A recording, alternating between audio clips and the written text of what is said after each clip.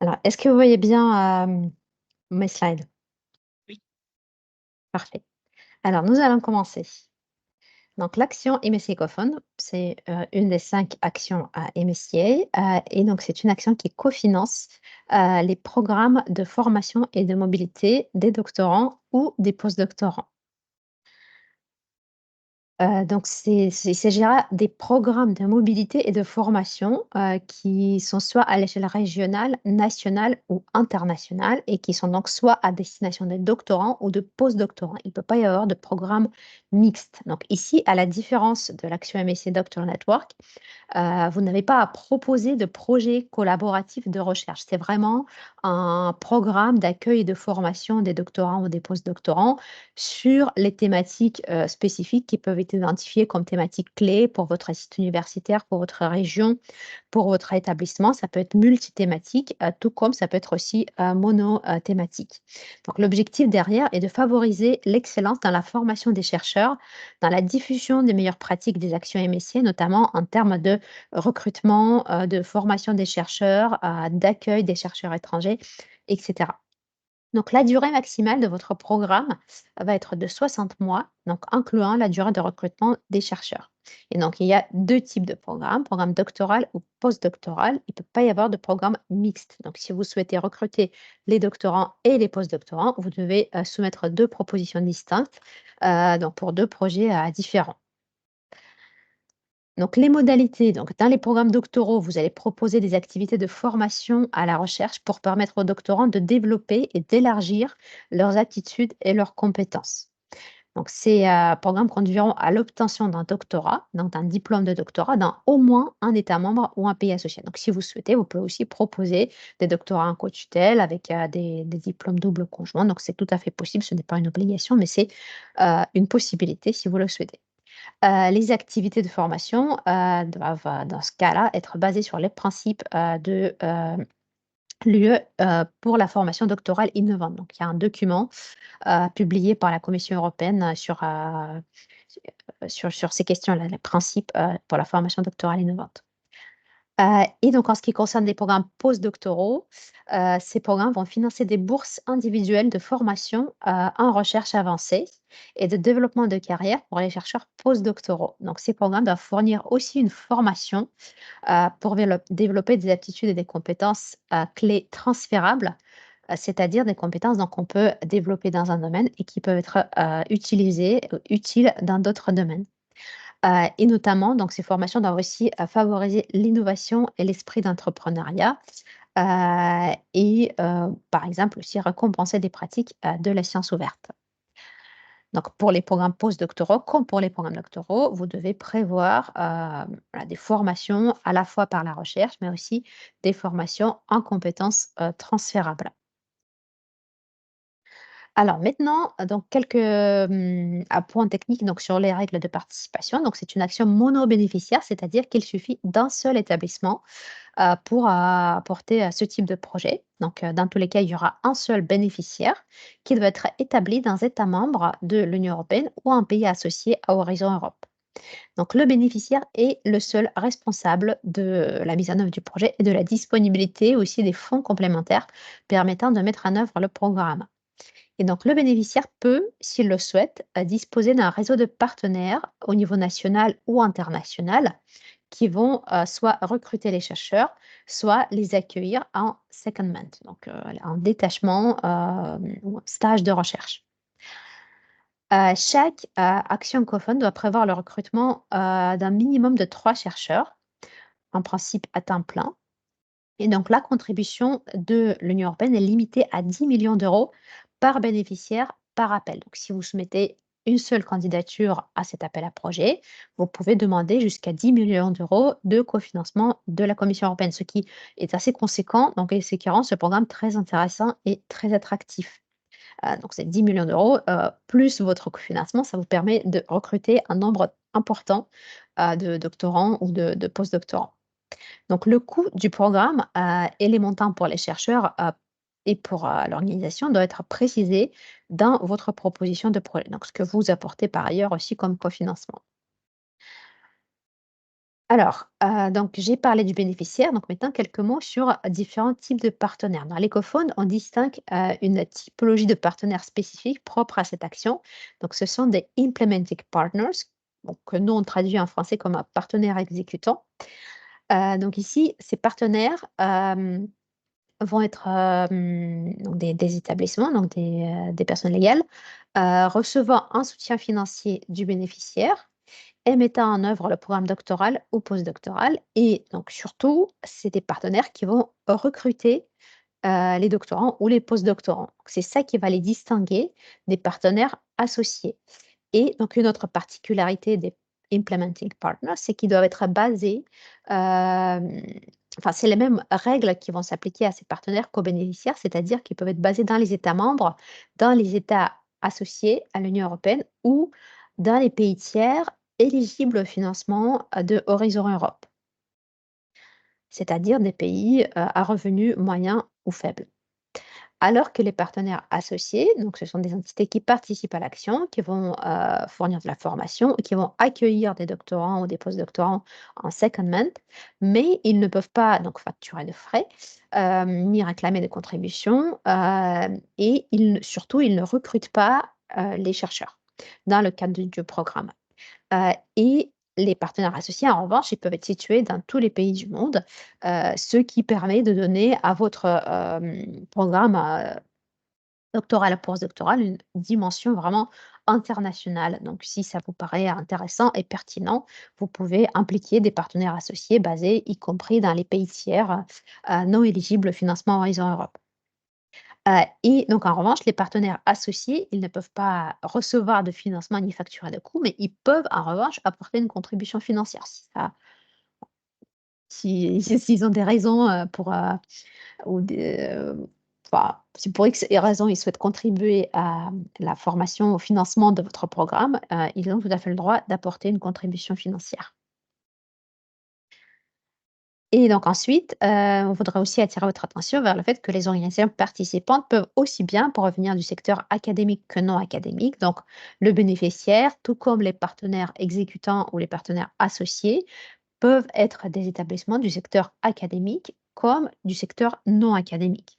Donc ici, vous avez la définition que vous connaissez peut-être déjà de la Commission européenne des deux secteurs. Donc le secteur académique comprend des établissements d'enseignement supérieur publics ou privés, des organismes de recherche publics ou privés à but non lucratif, ou encore des organisations internationales de recherche européennes alors que le secteur non académique va regrouper tous les autres acteurs socio-économiques non inclus dans le secteur académique, c'est-à-dire les grandes entreprises, les PME, mais aussi ça peut être des ONG, des hôpitaux, des administrations publiques, donc toutes sortes d'acteurs voilà, qui ne rentrent pas dans la définition du secteur académique. Ils ont aussi tout à fait bienvenus pour participer à ce type d'action. Et ensuite, donc en termes de financement, il y a aussi des différents schémas qui sont possibles. Donc, on vous a mis quelques exemples ici. Donc, le schéma hiérarchique, où le bénéficiaire, il va juste gérer les fonds, donc il ne va pas, recruter les doctorants. Donc il va juste, apparaître comme une entité qui gère les fonds. Donc cela, par exemple, peut être envisagé si le bénéficiaire est une agence de financement, ou une autorité régionale qui, va, gérer un programme co-fund heu, au bénéfice des acteurs, d'enseignement supérieur et de la recherche et d'innovation, de sa région. Donc dans ce cas-là, ça va être des universités, des laboratoires, ou des entreprises qui recrutent, dans la région, et donc c'est la région qui va gérer les fonds. Une autre structure, c'est donc la structure horizontale où le bénéficiaire va recruter et gérer les fonds, ainsi que d'autres partenaires. Donc ça peut être par exemple, en cas d'un site universitaire avec plusieurs acteurs. Donc il y a une université qui gère le programme co-fund et d'autres universités, et centres de recherche, et des acteurs socio-économiques qui vont, recruter, les doctorants et les postdoctorants. Ah, ou encore, par exemple, on peut imaginer ce schéma en cas d'une alliance université européenne. Et donc, le COFON, d'ailleurs, c'est une action qui peut être très intéressante pour les alliances universités européennes. Et il y a déjà plusieurs alliances en France qui sont bénéficiaires ou qui participent à des actions COFON avec leurs partenaires de l'alliance. Et donc, dans ce cas-là, un des partenaires de l'alliance, va être, bénéficiaire et les autres, ils vont être, partenaires, soit exécutants, soit associés.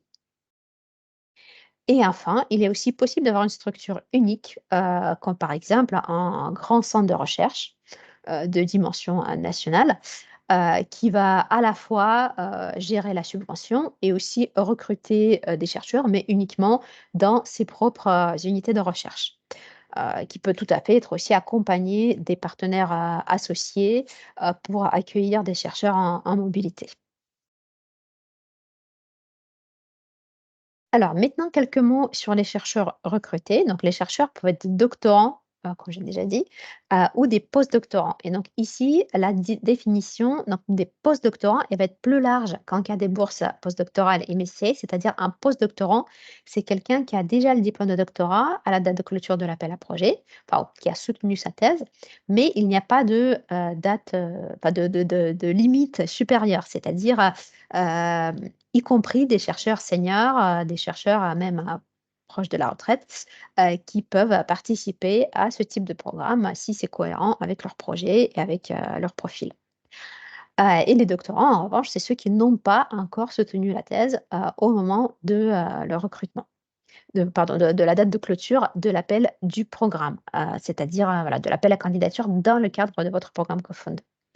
Donc ces chercheurs peuvent être de toute nationalité, avec une petite exception, qui est faite pour les programmes, postdoctoraux, dans le cas où le projet est mis en œuvre dans le pays tiers. Parce que dans un programme, anglophone postdoctoral, vous pouvez, proposer un montage similaire à des bourses Global Fellowships et MSCA, où chaque chercheur va partir d'abord dans un pays tiers, puis retourner, dans un État membre ou un État associé.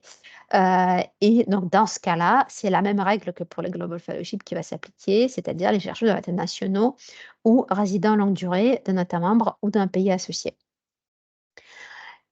Et donc tous ces chercheurs doivent, respecter la règle de mobilité, c'est-à-dire ne pas avoir résidé ou exercé leur activité principale dans le pays du bénéficiaire ou donc du partenaire qui les recrute, heu, pendant plus de 12 mois au cours des 36 mois précédant la date de clôture de l'appel du programme, cofinancé, donc de votre programme, cofund. Alors maintenant, quelques mots sur la mise en œuvre du projet. Donc dans votre, dossier de candidature, si vous l'avez déjà regardé, heu, vous avez dû voir qu'il n'y a pas vraiment de dans la partie excellence, il n'y a pas vraiment de projet scientifique à décrire. Donc toute cette partie-là, elle va porter sur la qualité de votre programme et notamment une place très importante est réservée à la procédure de sélection de chercheurs donc qui doit être ouverte, transparente, fondée sur le mérite, impartiale et équitable. Donc les postes doivent être annoncés et publiés au niveau international, y compris sur le site Euraccess. Et la sélection doit être basée sur un examen international par les pairs, donc et en fait, par un jury qui comprend notamment des experts indépendants internationaux. Le programme de formation, que vous allez également décrire dans cette partie excellence doit ouvrir une grande variété d'opportunités aux chercheurs et donc notamment offrir une possibilité de faire des stages, des secondments, y compris intersectoriels et leur permettre de bénéficier d'une formation à la recherche et aux compétences transférables, et de comprendre aussi des éléments innovants et interdisciplinaires.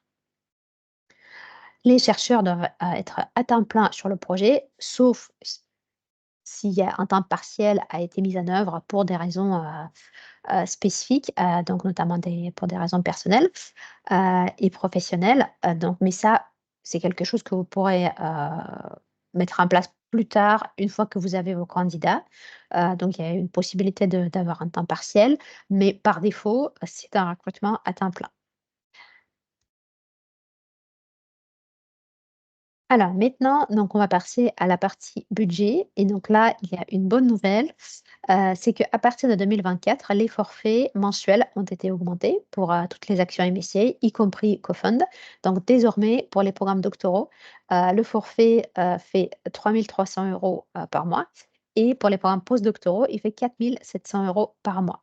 Donc, j'attire votre attention vers le fait que ces forfaits, ils correspondent donc, au salaire brut chargé, des doctorants, c'est-à-dire que vous avez l'obligation, de verser à chaque chercheur recruté au minimum un salaire brut chargé, qui correspond à ces montants.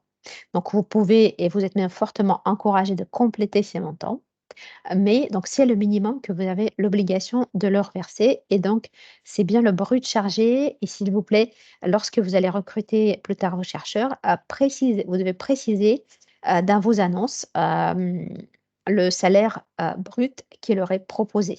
Donc qu'il n'y ait pas de confusion parce qu'il arrive souvent que les chercheurs, ils pensent que ces montants-là, c'est le salaire brut ou encore que c'est le salaire net et qu'ils sont ensuite déçus, une fois qu'ils voient leur première fiche de paie. Donc expliquez-leur bien, leur salaire, vrai salaire brut et même idéalement, le salaire net. Heu, donc ça, ce sont ici, vous voyez des montants, mensuels que vous allez toucher de la Commission européenne par mois, par chercheur recruté et ensuite en fonction du cofinancement que vous allez apporter, vous allez pouvoir, ventiler ces forfaits. Donc vous n'avez pas l'obligation d'utiliser tout le cofinancement de la Commission européenne pour le salaire. Si votre cofinancement que vous apportez, il vous permet de cofinancer le salaire, vous pouvez aussi utiliser une partie de l'allocation de la Commission européenne pour couvrir, des coûts liés à la recherche, des coûts institutionnels, et donc cofinancer le salaire, par vos propres, ressources. Ouais. Je passe à la slide suivante, pour dire encore, quelques mots sur le montage financier d'un projet co-fund. Dans votre dossier de candidature, vous devez préciser le coût total de votre programme et en particulier les montants qui seront fournis pour les chercheurs. Donc chaque montant, donc vous devez indiquer ça à un coût unitaire, ce que vous allez offrir par mois en salaire, mais aussi comme bourse de mobilité et donc un coût institutionnel. Donc et ces montants-là, ils vont, se composer de la contribution de la Commission européenne et du cofinancement que vous allez apporter. Donc il est important de noter qu'il n'y a pas de pourcentage minimal imposé au niveau du cofinancement à apporter, mais vous allez, être jugé sur la qualité des conditions que vous allez offrir aux chercheurs et donc forcément, le financement, offert, ça fait partie de cette attractivité et de cette qualité, donc on vous encourage à viser quand même à offrir un salaire attractif et des conditions attractives. Et donc ensuite, ce que j'ai déjà, un peu expliqué tout à l'heure, c'est que la contribution apportée par la Commission européenne, elle peut être ventilée de différentes manières. C'est-à-dire que si vous avez, par exemple, déjà votre financement, régional ou vos ressources propres qui vous permettent de financer un certain nombre de thèses, par an, vous pouvez dire, par exemple, 10 thèses par an, vous pouvez dire, qu'au total, vous allez recruter, 30, doctorants et dans ce cas-là, la Commission européenne va vous financer donc 30, postes, mais sur ces postes, vous allez déjà avoir un financement, sur vos ressources propres pour financer 10 postes de doctorants. Donc ce qui fait que, voilà, la partie restante de la subvention européenne pourra être utilisée pour autre chose, par exemple verser un supplément de salaire à chaque doctorant, ou encore pour être utilisé en contribution in kind. Vous pouvez aussi, utiliser votre cofinancement pour apporter les top-up au salaire, ou vous pouvez utiliser, pardon, votre contribution, propre pour apporter un top-up au salaire, ou alors vous pouvez utiliser votre contribution, pour, financer des coûts, institutionnels et utiliser la totalité de la contribution de la Commission européenne, pour, financer, les salaires. Alors, le cofinancement peut être apporté par le bénéficiaire ou par les partenaires. Donc, aussi bien les partenaires exécutants que les partenaires associés peuvent apporter le cofinancement s'ils le souhaitent. Ce cofinancement peut provenir des sources différentes. Donc, ça peut être des programmes européens, mais par contre, hors Horizon Europe et hors Horizon 2020. Ça peut être aussi des financements nationaux, ça peut être des financements régionaux, privés ou encore des ressources propres des établissements, par exemple des reliquats des anciens projets. Le financement peut être in cash, donc une contribution financière, ou encore in kind. Et donc un in kind, donc contribution en nature, ce qui est important de savoir, c'est que si vous déclarez la contribution in kind, ça ne va pas être le temps des encadrants que vous déclarez. comme ça peut être le cas dans d'autres types de projets. Mais c'est plutôt donc on va vous demander d'estimer dans ce cas-là des coûts, par exemple des formations que vous avez, déjà en place dans vos établissements et auxquelles, les chercheurs recrutés pourront participer, gratuitement, ou des infrastructures dont vous disposez et auxquelles les chercheurs recrutés pourront accéder gratuitement. Et donc c'est ça que vous allez mettre dans votre, contribution in-kind, mais pas le temps des encadrants parce que ça ne fait pas partie des pratiques MSCI. Et donc le cofinancement peut être, in cash ou in kind ou le mélange des 2 idéalement, donc il faut quand même apporter à minimum un peu de cofinancement in cash. Et donc ce cofinancement doit être présenté sous forme des coûts unitaires dans le budget de la proposition de projet Coven. Dans la partie, B, vous allez avoir un tableau, proposé, où vous avez, donc, 2 colonnes, et plusieurs lignes. Donc, dans les colonnes, vous précisez, si c'est le cofinancement ou si c'est le financement de la Commission européenne et dans les lignes, vous précisez comment, ce cofinancement, ou ce financement est utilisé. À savoir si ça va être, utilisé pour financer le salaire, si ça va être utilisé pour financer la bourse de mobilité, ou, des coûts institutionnels, sachant que les catégories, de coûts qui sont proposées dans ce tableau, ils sont donnés à titre indicatif. Donc vous n'avez pas l'obligation de proposer toutes ces catégories de coûts. Donc si vous ne souhaitez pas proposer de family allowance, par exemple, ce n'est pas obligatoire. Donc c'est vous qui décidez, quelle catégorie de coûts, vous proposez. Et donc ici, on vous a mis un lien sur, une fiche que le PCN a publiée, sur le montage financier d'un projet coFund qui explique en détail, toutes ces règles-là avec notamment, plusieurs exemples, de, budget.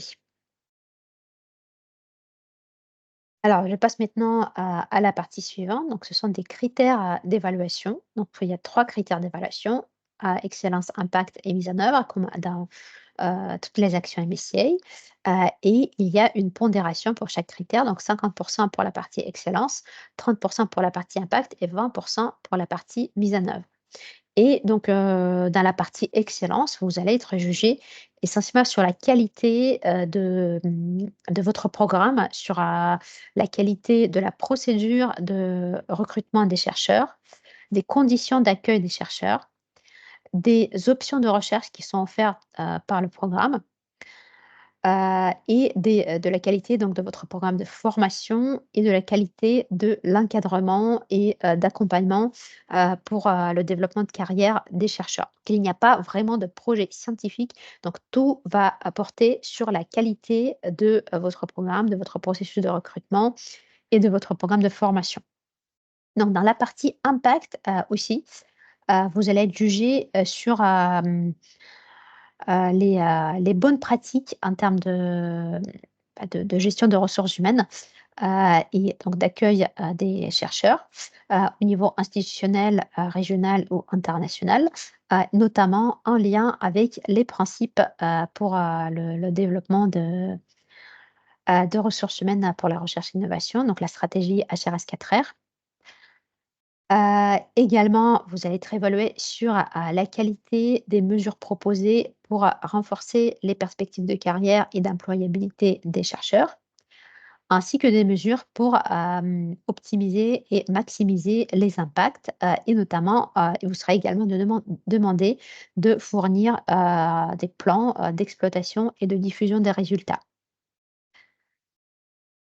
Et donc sur le critère, mise en œuvre, vous allez être jugé, sur la qualité de votre plan de travail, de structure de management et de gestion de risque et donc des, arrangements pratiques, pour, l'accueil des chercheurs ainsi que la capacité, des établissements à offrir les conditions nécessaires pour, l'accueil des chercheurs et pour la mise en œuvre de ce programme. Donc si vous souhaitez en savoir plus sur les attentes et donc sur ce qui est attendu, dans, le dossier de candidature, on vous invite à participer à notre webinaire que nous allons organiser le 28 juin. Donc le webinaire conseil d'écriture où, on explique vraiment en détail, toutes les attentes, des, différentes, parties, de la proposition Cofund. Alors, maintenant quelques mots sur les taux de succès. Ma collègue Vanessa vous présentera tout à l'heure des statistiques plus détaillées. Et donc, juste quelques mots sur les taux de succès. Donc, c'est un programme où les taux de succès sont plutôt élevés. Et où par ailleurs la France a d'assez bonnes performances.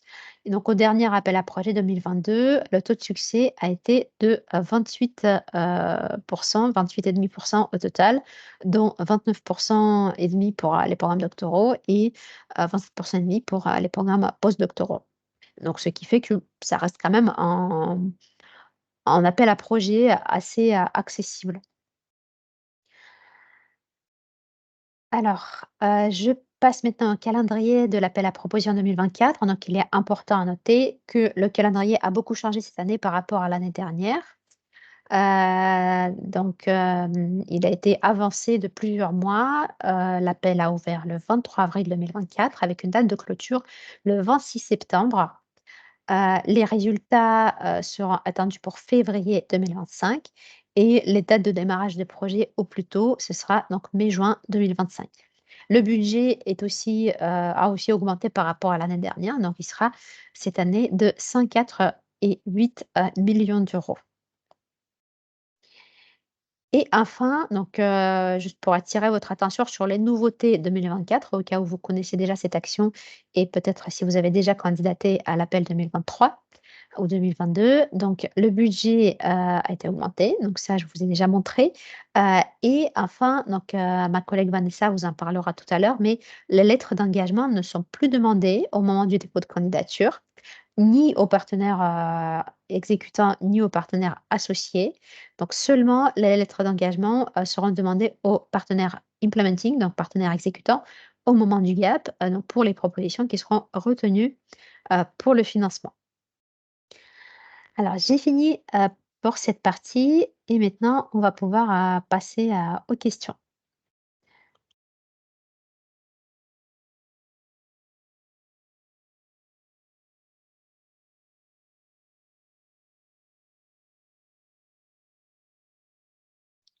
Alors, il y avait déjà des questions dans le chat, donc je commence par les questions écrites ou on prend les Oui, oui, normaux? s'il te plaît. OK.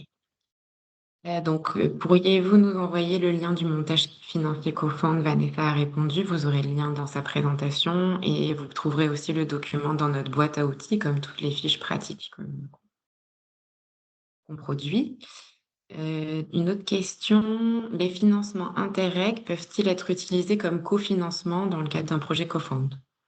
Oui, oui, oui, tout à fait. Si les règles Interail, vous permettent de, voilà, de financer des postes, ou des chercheurs heu, ou des coûts institutionnels, oui, par ailleurs aussi, sachez que si vous, recrutez les chercheurs dans le cadre d'un programme coFund, tous les chercheurs recrutés, y compris ceux dont les postes sont financés sur d'autres sources, doivent suivre la même procédure de recrutement et donc, voilà, les mêmes règles, que les chercheurs dont les postes seront financés sur le budget, coFund.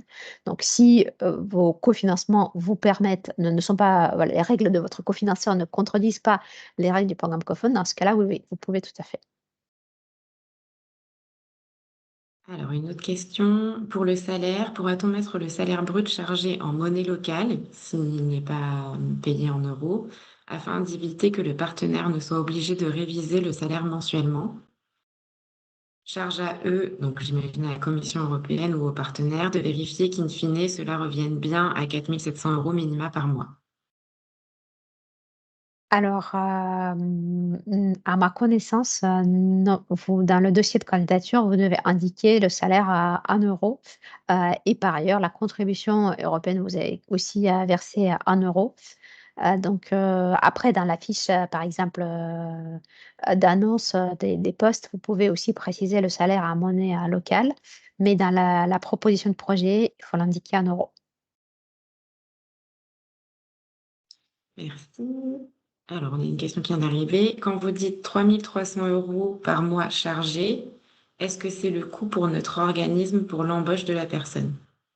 Oui, c'est le brut chargé, c'est-à-dire un montant qui comprend à la fois des charges, salariales et des charges, patronales. Merci.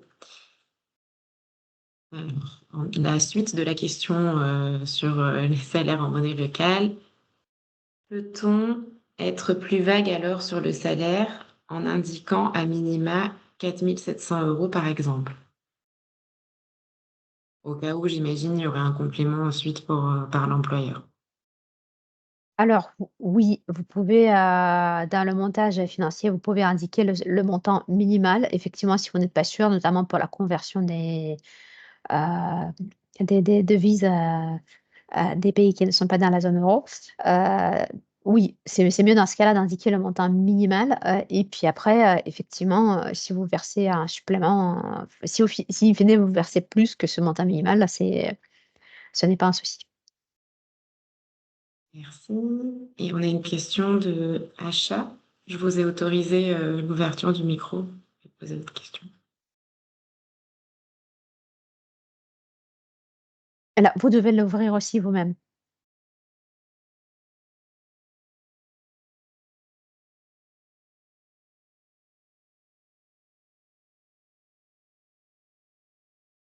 On ne Alors vous je entend pas, non. Il faut ouvrir votre micro aussi. En haut, à côté du bouton à quitter, vous avez, le microphone que vous devez activer. Ah, Ah, ça autoriser le marche pas. Ah, micro. Ouais, ça y est, j'ai autorisé aussi, mais ça fonctionne pas, j'ai l'impression. Peut-être qu'il y a que toi, Eugénia, qui peut autoriser le micro. OK, je vais essayer. Ah non, de mon côté, le micro de Acha, il est autorisé. Alors dans ce cas-là, on vous invite à poser votre question dans le chat.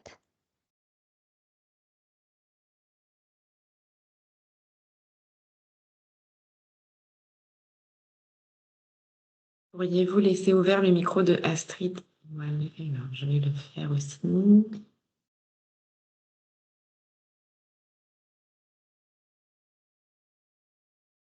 Normalement, c'est bon. Je vais autoriser Astrid.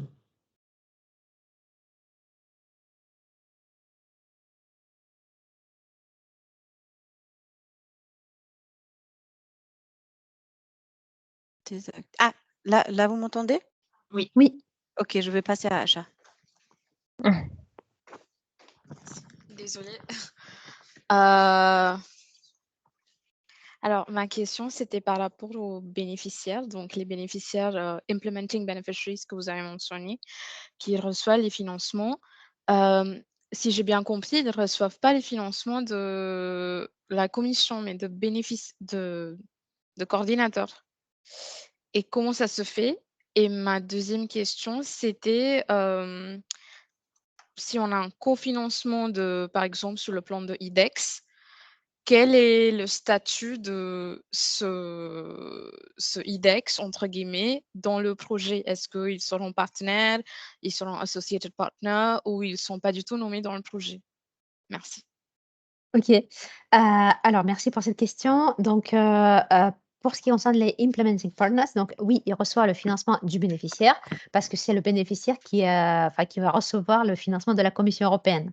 Donc c'est-à-dire, la subvention européenne, elle va être reçue par le bénéficiaire qui pourra ensuite le redistribuer aux partenaires, implementing en fonction de ce qui est prévu dans le programme. Donc c'est comme dans un projet, classique, collaboratif avec un coordinateur où vous avez le coordinateur qui reçoit la subvention et qui la distribue ensuite aux partenaires.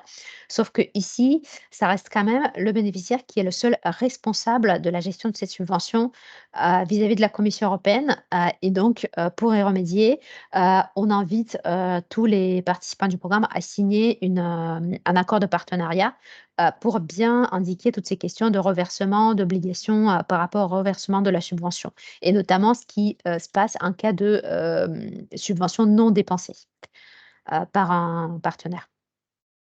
Et donc, alors votre deuxième question, c'était par rapport au, cofinancement, s'il vient d'une source, par exemple Index et cetera. Alors, c'est enfin, en fonc vous faites par rapport aux règles aussi de votre cofinanceur, c'est pas nécessaire de mettre le cofinanceur comme partenaire, sauf si, voilà, le cofinanceur le souhaite lui-même, ou si, voilà, si les règles de ce cofinanceur l'obligent à être aussi partenaire du projet. Donc, pour les IDEX, à ma connaissance, ce n'est pas indispensable de mettre le cofinanceur en partenaire. Mais voilà, des fois, quand c'est, par exemple, un financement régional, la région peut vouloir être, partenaire, du projet. Et juste pour compléter là-dessus, si l'IDEX il est attribué à une université qui est impliquée dans le projet, par exemple, Oui. vous pourrez indiquer pour cette université l'apport IDEX comme une contribution en ressources propres, puisque c'est le cofinancement que l'université en question va apporter dans le projet. Ok. Merci. Alors, j'ai l'impression qu'il n'y a plus de Oui. questions. Dans le chat. Ok. Dans ce cas-là, on va peut-être passer la parole à Vanessa, qui va présenter les statistiques de participation aux appels des années précédentes et donc la démarche pour monter un dossier de candidature. Je vois qu'il y a une autre question qui arrive, mais on la prendra du coup plus tard après la présentation de Vanessa. Merci Eugénia. Alors, je vais partager à mon tour mon écran.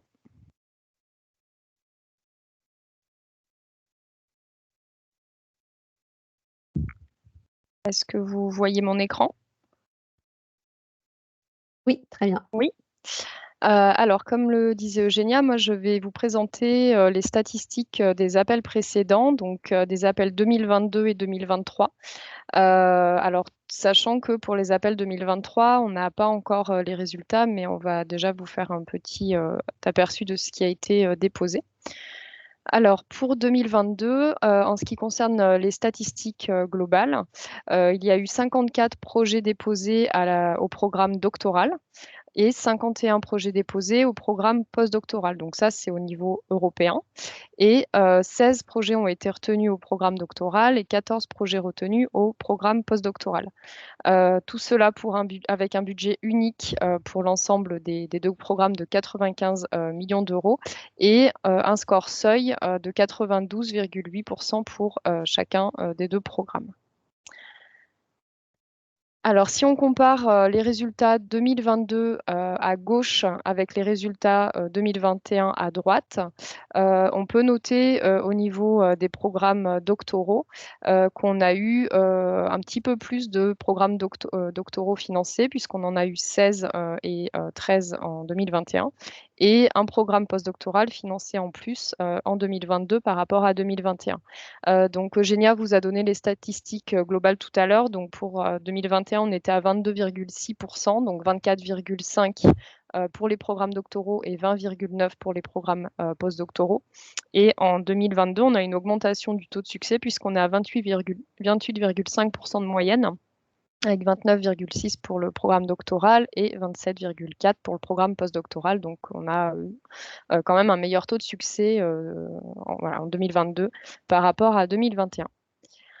En ce qui concerne la participation par pays, la France est le deuxième pays bénéficiaire sur l'appel 2022, puisqu'elle a obtenu 6 projets à cet appel, 6 projets co-found, après l'Espagne qui en a obtenu 8. Et par contre, la France est le premier pays bénéficiaire en part captée, puisqu'elle a capté 21% du budget total dédié à cet appel.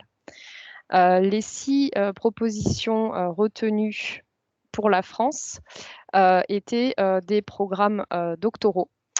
Donc, si vous regardez, donc, on a eu en 2022 18 projets déposés au programme doctoral et 4 au programme postdoctoral, mais aucun n'a été retenu au programme postdoctoral. Donc, on a eu 6 nouveaux programmes retenus. Et après, on compte 220 participations françaises dans l'ensemble des propositions évaluées et 66 dans les propositions financées. Donc, ce qui fait un taux de succès français en tant que bénéficiaire de 27% et en tant que partenaire de 30%. Donc, les 6 projets co-found doctoral program qui ont été retenus en 2022 sont les suivants. Hop. Donc, vous avez ici la liste de ces 6 projets avec l'acronyme, le titre et l'organisation coordinatrice, donc le bénéficiaire français de ces projets-là. Donc, vous avez l'Université de Paris-Saclay, la Fondation en sciences de maths de Paris, l'Institut Mines Télécom, l'Université de Pau et des Pays de l'Adour, l'Université Claude Bernard à Lyon et l'École nationale des ponts et chaussées. Donc, vous pouvez retrouver des détails sur l'ensemble de ces projets lauréats sur le site Cordis que vous connaissez, ou sinon on pourra vous remettre le lien vers ce site qui vous donnera des informations sur ces projets. Alors pour l'appel 2023, donc comme vous le disiez Eugénia, le le calendrier a été modifié. Donc l'appel 2023 a clôturé le 8 février 2024, alors que l'appel 2024 va clôturer aussi en 2024. En tout cas, pour l'appel 2023, on n'a pas encore les résultats. Ils seront communiqués en juin-juillet 2024. En tout cas, on sait qu'il y a 106 propositions qui ont été reçues contre 107 en 2022. Et donc, parmi ces 106 propositions, on en a eu 49 à l'appel au programme doctoral et 57 au programme postdoctoral. Donc, on a eu un peu moins de projets déposés au programme doctoral et un peu plus de postdoctoral. Voilà. C'est ce que vous pouvez retrouver ici par rapport à 2022. On a un peu moins de projets doctoraux, un peu plus de projets postdoctoraux. Et ce qu'il est intéressant de voir aussi, c'est la répartition par pays des projets déposés. Donc ici, vous avez le nombre de projets déposés par pays, donc en bleu en 2023, en rouge en 2024, à l'appel doctoral programme. Donc on peut voir que en 2023, c'est la France qui a déposé le plus de projets, puisqu'elle a déposé 15 projets doctoraux, suivi de l'Espagne avec 6 projets et de l'Allemagne avec 4 projets. Pour l'appel pour le programme postdoctoral, cette fois-ci, donc le podium est le même, mais c'est l'Espagne qui a déposé le plus de projets, puisqu'elle en a déposé 12 en 2023. Ensuite, la France avec 9 projets et l'Allemagne avec 7 projets. Alors, en ce qui concerne le processus de candidature, vous allez avoir 2 parties dans le dossier de candidature, donc un formulaire administratif, donc une partie A qui se remplit en ligne. Donc dans cette partie administrative, on va vous demander les informations générales du projet, donc l'acronyme, le titre, la durée, un ensemble de déclarations qui seront à faire au titre du bénéficiaire. Ensuite, vous aurez des informations sur les participants, le budget et les questionnaires d'éthique et de sécurité. Donc ça, c'est une partie qui se complète en ligne, à l'inverse de la partie B. Donc il y a une partie B1 et une partie B2 qui sont cette fois des documents à télécharger sur le site de la commission, à compléter, à transformer en PDF et à remettre indépendamment sur le site de la commission, la B1 d'une part, la B2 d'autre part. Donc la B1 est la partie technique du projet. Elle ne doit pas excéder 34 pages, sachant que sur ces 34 pages, vous avez une page dédiée à la page de garde, une page pour la table des matières et 2 pages pour la description générale du programme et les informations concernant le bénéficiaire. Ce qui veut dire que pour la partie dont vous a parlé Eugénia tout à l'heure, qui est évaluée, donc l'excellence, l'impact et la mise en œuvre, vous avez 30 pages dédiées à ces 3 sections. Ensuite, la partie B2 consiste, c'est les annexes en fait du projet, donc il n'y a pas de limite de page. Vous avez notamment une section 4 sur l'éthique, si vous avez des compléments à apporter par rapport au questionnaire de la partie A, et des informations sur les organisations partenaires, donc la liste des organisations partenaires, donc les implementing partners et les associated partners, avec une description de chacun de ces partenaires. Et donc, comme vous l'a dit Eugénia tout à l'heure, la nouveauté pour 2024, c'est qu'on n'a plus de lettres d'engagement obligatoire pour les implementing partners et pour les associated partners au moment de la candidature. Par contre, au moment de la préparation du Grant Agreement, la Commission européenne va demander de fournir des lettres aux implementing partners pour s'assurer de leur implication. Alors, je suis désolée, il y a des animations qui partent toutes seules. Donc, une fois que vous avez décidé de déposer votre projet, il faut vous rendre sur le portail de la Commission européenne, donc le Funding and Tenders Opportunities Portal, qui a un peu changé. Donc là, c'est les nouveaux onglets de ce portail. Donc, il faut aller dans Funding and Call for Proposal pour trouver décidément, pour trouver l'appel à projet. Il va falloir vous créer un compte sur ce portail si vous n'en avez pas déjà un. Donc en haut à droite, vous avez Sign In, donc soit vous vous connectez directement, soit vous créez un compte. Et une fois que vous êtes connecté, vous pouvez vous rendre là sur la page de l'appel à proposition. Vous avez le lien du coup sur cette page. Ensuite, vous allez aller sur Start Submission et c'est ici que vous allez choisir, décidément, entre doctoral et postdoctoral programme en fonction du programme que vous avez choisi. Vous allez ensuite arriver sur cette page où on va vous demander le PIC, donc, qui est le Participant Identification Code de votre organisation. Donc ça concerne uniquement le bénéficiaire à ce moment-là. Si vous ne le connaissez pas, vous pouvez le trouver en cliquant sur Search. Et si votre organisation n'a pas encore de PIC, vous pouvez aussi en créer un. On vous recommande quand même fortement de contacter votre organisation pour vous assurer qu'il n'y a pas déjà un PIC et pas en créer un pour rien. Il faudra ensuite indiquer votre rôle dans le projet, donc si vous êtes main contact, contact personne, et entrer l'acronyme et le résumé du projet en bas ici. Vous pourrez modifier toutes ces informations à tout moment jusqu'à la soumission du projet. Même une fois qu'il est soumis, hein, vous pouvez soumettre une deuxième fois, donc pas de souci si vous voulez faire des modifications par ailleurs. Voilà, et donc ensuite vous allez cliquer sur Save and Go to Next Step. Sur cette page, vous avez la possibilité d'ajouter des contacts pour l'organisation. Donc, vous en pouvez en ajouter autant que vous voulez. Et c'est aussi ici que vous allez pouvoir ajouter les organisations partenaires qui sont impliquées dans le projet, notamment les Associated Partners. Les Implementing Partners, vous n'allez pas les mettre sur cette partie-là du portail, c'est uniquement les Associated Partners. De la même façon que tout à l'heure, vous pouvez aussi revenir sur cette page à tout moment et ajouter des Associated Partners jusqu'à ce que votre consortium, le nombre d'Associated Partners soit déterminé. Et donc là, sur cette dernière étape, vous trouverez à gauche les parties B1 et B2, donc les formulaires de proposition de projet que vous allez pouvoir télécharger, compléter, transformer en PDF et ensuite uploader ici, donc séparément la partie B1 et la partie B2. Et la partie A que je vous ai présentée juste avant, il va falloir cliquer ici sur Edit Forms et ça va changer donc de page et vous allez avoir accès à toutes les informations dont on a parlé précédemment qu'il faudra enregistrer bien évidemment au fur et à mesure que vous les remplirez. Donc voilà, une fois que vous avez, il faut vraiment enlever ces animations, une fois que vous avez tout complété, vous allez pouvoir valider. Et si vous n'avez pas de message d'erreur et que tout est complet, vous allez pouvoir soumettre. Alors, on vous a mis aussi un certain nombre d'informations sur les documents ressources. Alors, donc déjà, sur cette page, vous allez trouver le lien direct vers l'appel à projet 2024, CoFound. Et c'est sur cette page que vous allez retrouver, donc à gauche, vous avez Start Submission, mais vous avez aussi la documentation, notamment donc vous allez pouvoir télécharger le guide du candidat CoFound, le programme de travail 2023-2025 et le formulaire de candidature au format PDF. Le format Word, c'est une fois seulement que vous avez commencé la candidature.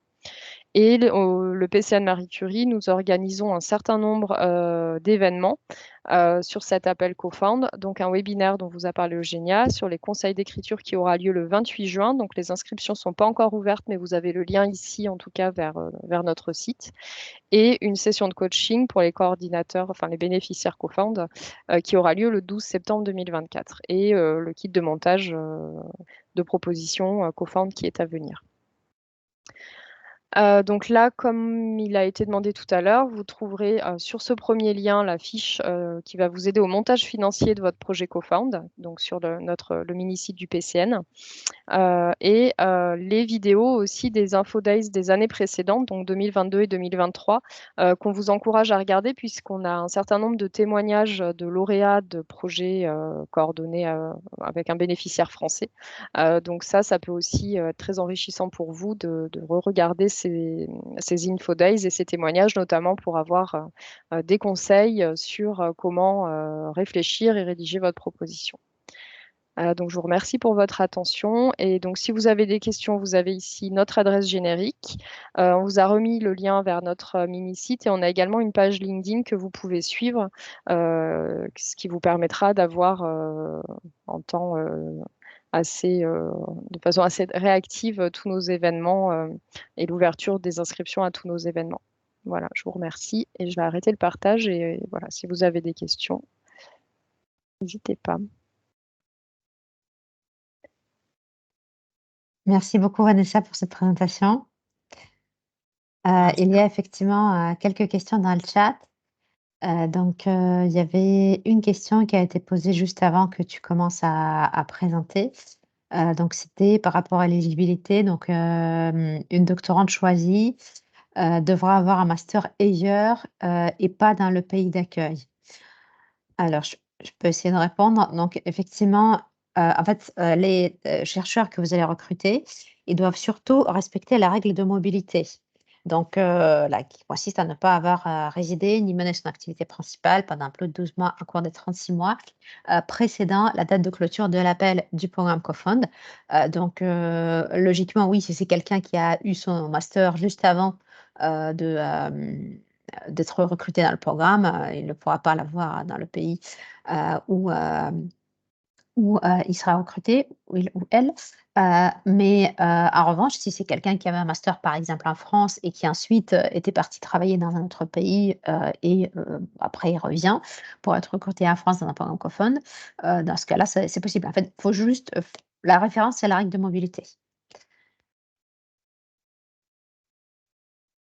Alors, après, globalement, tout pays confondu, quelles sont les parts respectives de projets doc postdoc financés selon les années? Alors, en 2022, Vanessa vous a montré, il y a eu 16 et 14, si je ne me trompe pas. Pour projets doctoraux et postdoctoraux. Ensuite, en 2021, il y a eu 13 et 13, donc c'était à l'égalité. Et donc, globalement, l'équilibre, c'est à peu près ça. Donc, depuis des années, il y a en moyenne une trentaine de projets financés sur les deux panels. Et après, il y a un rééquilibrage aussi qui est fait par panel en fonction du nombre de propositions reçues. Donc, ça peut être un peu plus, un peu moins par panel, mais en général, ça reste assez équilibré. Et donc, sous Horizon Europe, il y a eu voilà, l'année où il y a eu le plus de propositions financées, sur les 2 panels, c'était en 2020, il y a eu 45 propositions financées. Parce que ça dépend aussi du budget, disponible.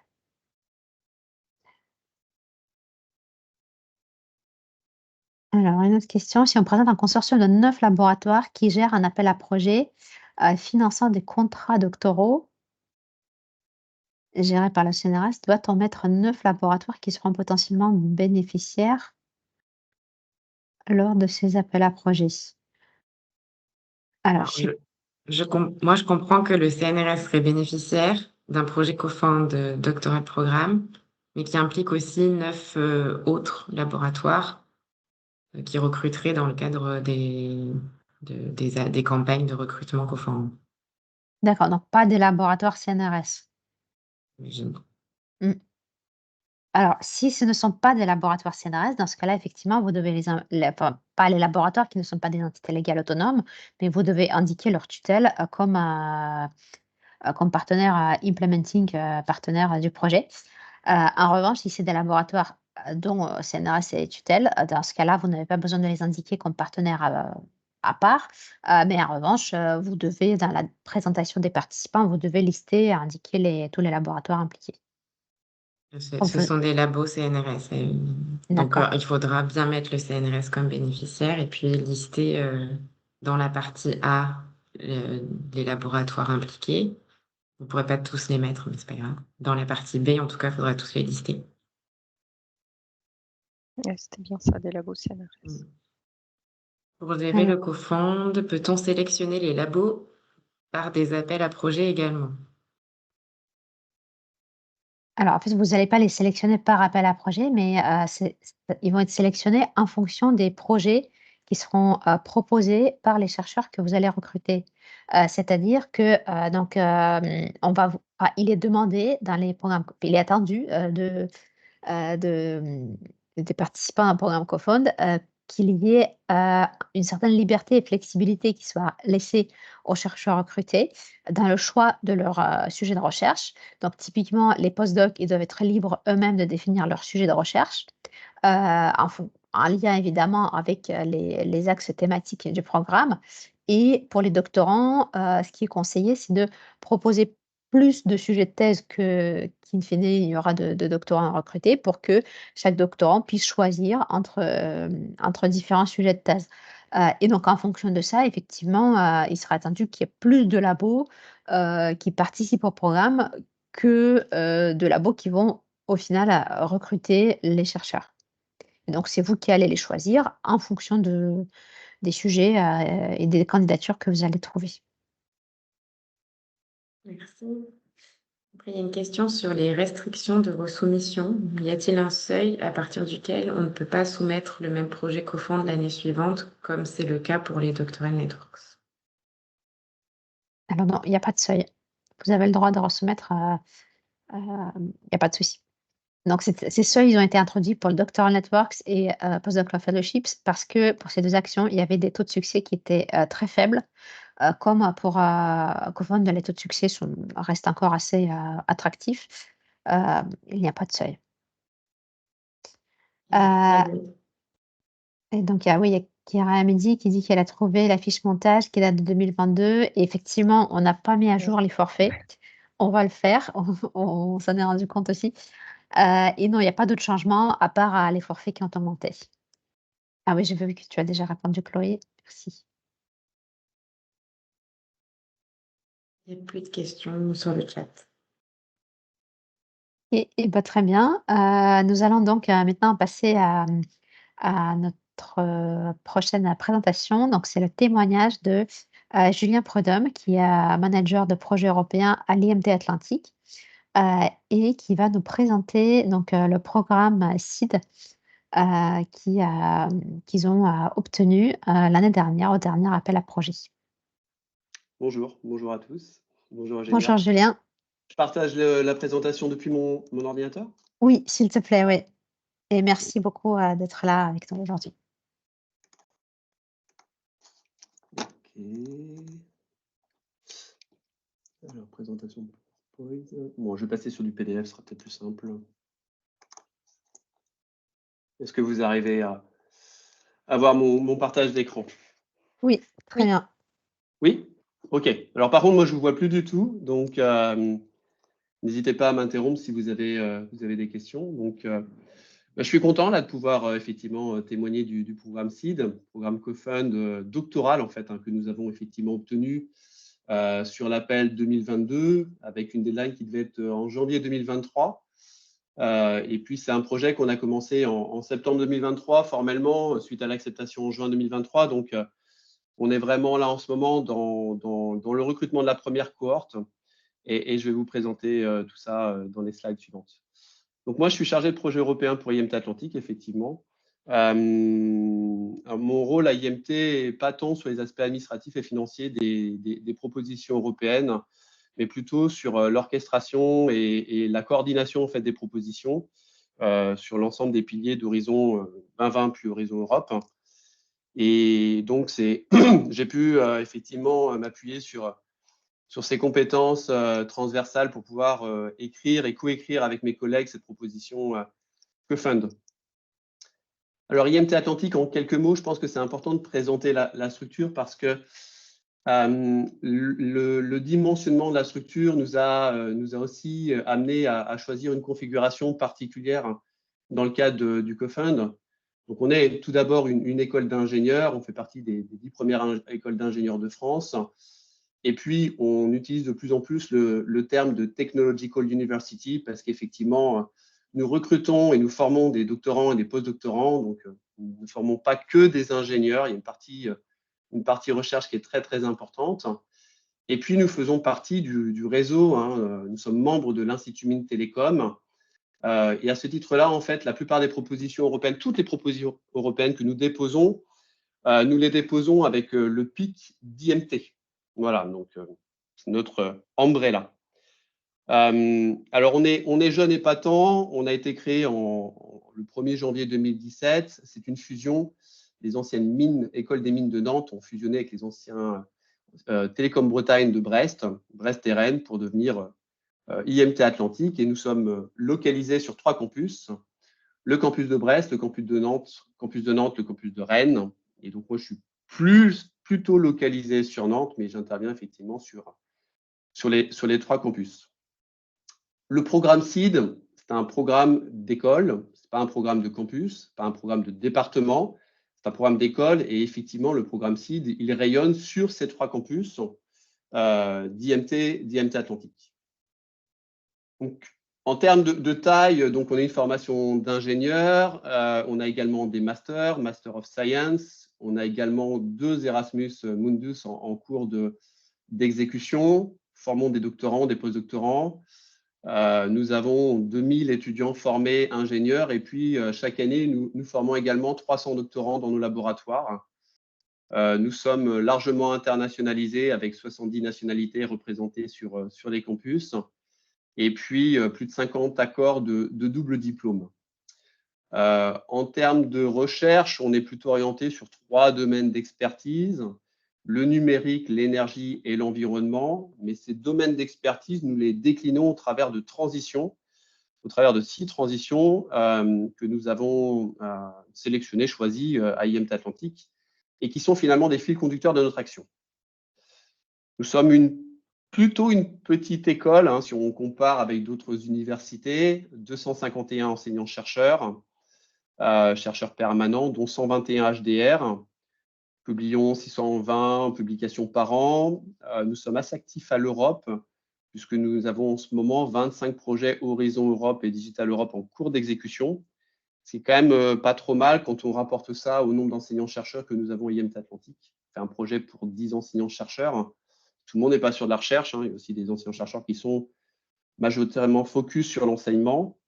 Et puis, nous avons développé, c'est vraiment dans l'ADN d'IMT Atlantique, une forte proximité avec le monde socio-économique. On a 16 chaires industrielles et de recherche. Et puis, on a un incubateur qui est déployé sur les 3 campus, le campus de Nantes, de Brest et de Rennes. Et donc, avec de nombreuses startups qui émanent en fait de ces incubateurs. Alors, nos motivations à s'engager dans un co-fund.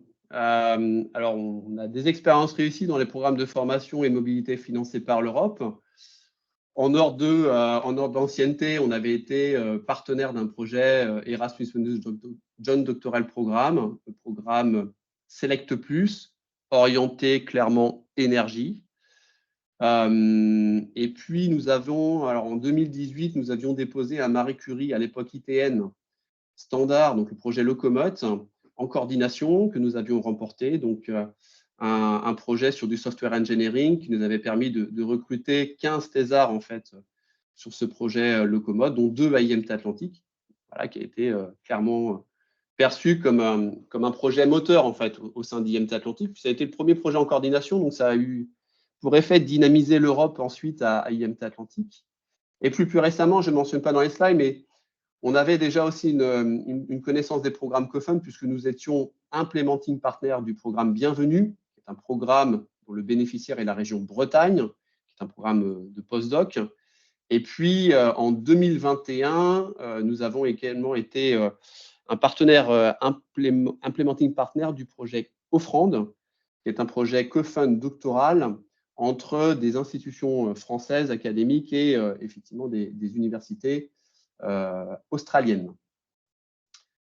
Voilà. Donc, on avait ces expériences-là et puis au cours de nos différents échanges au sein de l'école, on avait envie d'y retourner en tant que coordinateur. Surtout, nous avions créé une école doctorale, l'école doctorale SPIN, Sciences pour l'ingénieur et le numérique. On a créé en septembre 2022.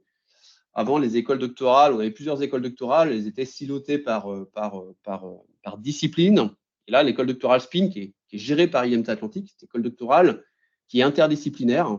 Et donc, on avait envie effectivement de booster cette école doctorale. C'est une école qu'on monte avec l'ENSTA Bretagne, école doctorale. Alors après, l'ENSTA Bretagne ne nous a pas rejoint dans le co-fund SEED pour diverses raisons. Mais c'est ce qui nous a poussé effectivement à y aller. Et puis, comme on voulait booster la nouvelle école doctorale, eh ben, on voulait recruter ces doctorants chez nous à IMT Atlantique. Et donc, c'est pour ça qu'on est parti tout seul. On a été à la fois bénéficiaire et implementing partner. Il n'y avait pas d'autres implementing partners avec nous. Donc, les thèses sites sont tous recrutés à IMT Atlantique. Et puis, l'école doctorale SPIN étant tournée autour de l'interdisciplinarité, la mobilité internationale, l'entrepreneuriat, l'innovation, ça fitait super bien avec la philosophie du CoFund. Donc, c'était encore des arguments supplémentaires pour y aller. Et puis, on avait envie de booster, dynamiser la dimension partenariale d'IMT Atlantique, s'il fallait encore le faire. Mais on voulait cultiver ces partenaires, donc à la fois avec nos partenaires académiques à l'international, et puis également nos partenaires non académiques, qui sont aussi pour beaucoup nos futurs recruteurs de nos formations, ingénieurs, et aussi des personnes qui sont issues de la recherche. Donc, par rapport à l'objectif de booster la formation doctorale, ben voilà, on est parti seul et effectivement, on a eu envie, on s'est posé la question du dimensionnement. Est-ce qu'on part sur 20 thèses? Est-ce qu'on part sur 30 thèses, sur 40 thèses? Et on s'était dit que quitte à y aller, autant y aller pour quelque chose qui en vaille la peine. Donc, on a commencé à faire des montages financiers et on s'est aperçu qu'on pourrait probablement faire 40 thèses. Donc, deux cohortes de 20. Une cohorte qui va débuter là, en septembre 2024 et puis une deuxième cohorte qui débutera en septembre 2025, qu'on avait imaginé en 2 fois 20. Voilà. Qu'on avait imaginé parce que, j'en parlerai un peu plus tard, mais effectivement, on ne va peut-être pas réussir à faire 20 thèses lors de la première cohorte. Et puis, on voulait booster la dimension partenariale d'IMT Atlantique. Donc, il nous fallait aller chercher des partenaires qui s'engagent sur des sujets pas encore connus et définis, puisqu'effectivement, 40 tests, c'est beaucoup. Il ne nous était pas possible, à l'étape du montage, d'identifier 40 enseignants-chercheurs qui voulaient monter 40 tests précises ou 40 topics sur le projet. Donc, on s'est plutôt imaginé dans le cadre d'un programme que d'un projet. Et donc, il nous fallait monter en fait une configuration avec des partenaires qui voudraient nous rejoindre, s'engager financièrement sans avoir des sujets définis à l'étape du montage, l'étape de la soumission. Et c'est vraiment pour moi ce qui a été le gros challenge en fait de l'écriture, c'est de réussir à monter en fait une proposition qui soit attractive aux yeux des évaluateurs de la Commission européenne, sans superviseur déclaré, sans topic qui soit d'ores et déjà plutôt défini, sans thématique qui soit claire, parce que nous, nos thématiques, c'est, comme je vous le disais, numérique, énergie et environnement, et on n'avait pas envie de faire un focus sur un département de recherche. C'est vraiment les 12 départements de recherche qui sont touchés par le programme CoFund. Et puis, on partait avec des partenaires engagés, mais avec cette possibilité, effectivement, de se retirer si les sujets n'allaient pas dans leur scope d'activité, dans leur périmètre. On a fait une première tentative en 2021, première tentative infructueuse. Alors, on avait commencé nos discussions en mai-juin 2021 et puis, en fait, il y a tout un travail, ce que j'appelle d'évangélisation au sein d'IMT Atlantique. Il a fallu expliquer, convaincre aussi la direction de l'intérêt de ce CoFund Seed, de l'impact que pouvaient avoir tous ces recrutements, du dynamisme que ça pouvait engager. Et donc, il y a quand même eu beaucoup de discussions et donc, il a fallu faire des validations et voilà. Et donc, ça a mis un peu de temps. Et puis, effectivement, entre septembre 2021 et février 2022, on a été vraiment, moi, j'ai été dans la construction de l'offre du programme et je pense qu'à ce moment-là, on n'a pas su aller jusqu'au bout des choses parce que c'est vrai que l'écriture d'un CoFund Seed, c'est quand même de proposer quelque chose qui soit au-delà de ce qu'on a l'habitude de faire. C'est un peu de disrupter nos pratiques, nos process. Les évaluations par des évaluateurs externes, par exemple, ce n'est pas quelque chose qu'on a l'habitude de faire. L'interdisciplinarité de nos sujets, c'est quelque chose qu'il fallait pousser. La mobilité internationale, c'est des choses qu'il fallait aussi formaliser. Et on n'a pas été prêt, je pense, à ce moment-là, à aller aussi loin. Et donc, on a déposé en février 2022 pour un rejet, un rejet en mai-juin 2022. Avec un bon score, finalement, 82,4, avec des notes assez homogènes, 4,1, 3,9 et 4,5. Mais quelques shortcomings formellement identifiés, peu de shortcomings, mais des shortcomings quand même. Une mobilité internationale pas suffisamment claire, et donc nous avons clarifié. Des équipes de supervision des tests trop complexes, et donc nous avons simplifié. un nombre de publications surestimé. Je vous ai dit qu'à l'époque, on avait prévu 4 publications par chercheur, par candidat, ce qui avait été vu comme trop important pour les évaluateurs. Donc, on a réduit. Une stratégie de propriété intellectuelle qui n'était pas suffisamment claire. Effectivement, de voir comment le bénéficiaire retient la propriété intellectuelle des résultats en fait, qui sont offerts par le programme, notamment quand il s'agit de thèses où il y a des partenaires associés qui sont dans le projet. Donc, nous avons clarifié. Et puis, la complémentarité avec les partenaires associés n'était pas claire, tout simplement parce que lors du premier dépôt, on n'avait pas formalisé d'engagement avec les partenaires. Alors là, je vois que les lettres d'engagement sont plus demandées. Dans notre call, ils étaient demandés. Et lors de notre première étape, on avait des engagements mous, qui étaient plutôt des lettres de soutien que des engagements clairs.